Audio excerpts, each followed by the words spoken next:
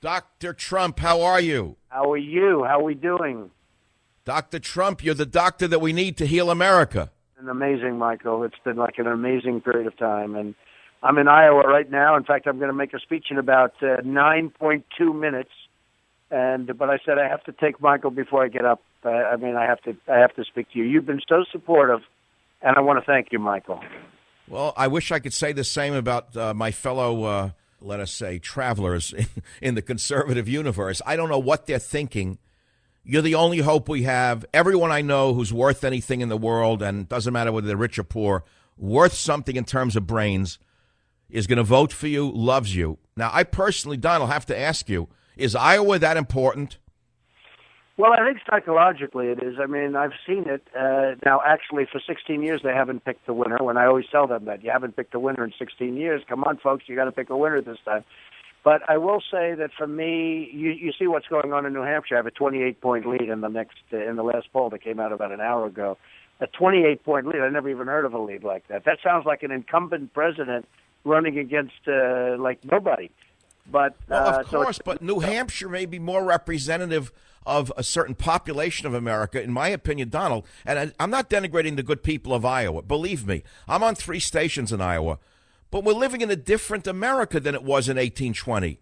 Yeah, but it's an amazing custom. It's amazing tradition. The people here are incredible, and it's sort of it's a way of life. It's an amazing group of people. I love it. I really love it. I like it. And I told them, I said, if I win, there's been a movement to move Iowa down to the middle of the pack or even the back, and I said, it's never going to happen with me. It's an incredible process. Even the whole caucusing thing, it makes you work harder. And there's something okay about that. But did you ever think you'd have to work, Donald, in your whole life, have you ever worked as hard as you are for this presidential campaign? I'll bet not. This is getting right up there. I mean, I've been working. This is tougher than building in Atlantic City when you started. This is tougher than building in Manhattan, I'll tell you. But it's been a great process, and I'm encouraged by when I look at the polls. They have me leading in Iowa. They have me leading in New Hampshire, South Carolina, Nevada. They have me leading everywhere and nationally. Ted Cruz rolled his eyes. The only thing missing was holding up snakes to heaven. Yeah, what's he doing? You have been so incredible to me, Michael, and I really appreciate it. And you really have been, too, right from the beginning. And I'm not doing it because I want anything, Donald. The truth is that I'm kind of independent of need. The issue is America is in desperately bad shape. America is so sick that it's going to take a strong man with a tremendously powerful ego like yours to override the psychosis called politics. That's why we're all behind you, Donald. We know that you can actually get things done. I'll get it done, Michael. I'll tell you what, people will be so happy and they'll be so proud of our country again. And it's like, make America great again. It's a great theme. It's a great slogan. But it's true, and it's not going to be as difficult as people think. However, if we go through another 3 years, 4 years of the Obama stuff with Hillary or whoever it happens to be, I don't know if Hillary's going to be able to run with the things that are coming down now with the FBI and with what she's done. I don't know that she's going to be able to run, to be honest with you. Plus, a new poll just came out. Now she's behind in Iowa. That would be a big loss for her, I think, Michael, losing Iowa and then New Hampshire. I think psychologically. You mean if she loses to the commie from Brooklyn? Yeah, he's probably a communist, but let's call him a serious socialist. But he probably could go a step further than that, right? Donald, last question of the day: are you gathering demographics which Republicans have had a hard time with in the past, meaning minorities? I know that I hear it on my show. Minorities who won't vote for Republican in their whole life want to vote for you. Is that what your posters are showing?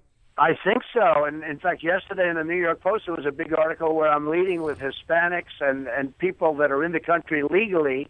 Hispanics are, you probably saw that article. It was an amazing article. But I'm also getting a lot of people, and we see it even here, where a lot of Democrats are coming over and they're changing their party affiliation to the Republican. Because don't forget, the Republicans have a structural disadvantage. There are fewer of them, and various other things. They have a state advantage, a state disadvantage, because certain states are automatically, with the college, with the electoral college, certain states are absolutely going Democrat. What happens, and this is important, Michael, I think I have a chance of getting New York. I have a chance of getting Michigan. I have a chance of getting, a lot of states that a lot of these people, these other candidates, it would never even be a possibility to get them. And they're saying that Trump is going to win. For instance, Michigan. I'm going to win Michigan. We're going to do great in Ohio and Florida and different places that, frankly, and Virginia is another one, and West Virginia, places that have not been good to the Republicans, Trump is going to win. And if that happens, you end up having a tremendous advantage. And none of the other candidates are going to get there, Michael. So, Donald, what final message do you want to leave before the caucuses tonight on the Savage Nation? We're on 3 big stations in Iowa. The whole world is watching Iowa, even though I don't think it's structurally that significant. It is symbolically very significant. I hope you win. You've been running a tough campaign. Any final message to the world? I think only, Michael, that I've been working very hard. I've spent a lot of time out here. I've spent a lot of time in all of the different places, New Hampshire, and the next after that would be South Carolina, all amazing places. But I will tell you this, the people of this country, and you've known this better than anybody, the people of this country are incredible. More than anything else, that's what I have found. You have to see the love for this country. The people are incredible, and I leave that message. And, of course, always vote for Trump. Right? Donald, you want to hear the message that's the winning one? Borders, language, culture. Even though you haven't used my slogan, in essence, that's what you have been saying in a different way. And that's why I'm 100% behind you, as are my listeners. I'll let you go. Thank you so much. We wish you luck, and hopefully we'll see you at least once before you're president. 100%, Michael. I'll speak to you a lot, and you take care of yourself. And you're right, we're going to have very, very strong borders. Those days are over where people just flow into the country like water. It's not going to happen that way. So I want Amen. to you take care of yourself. Thank you.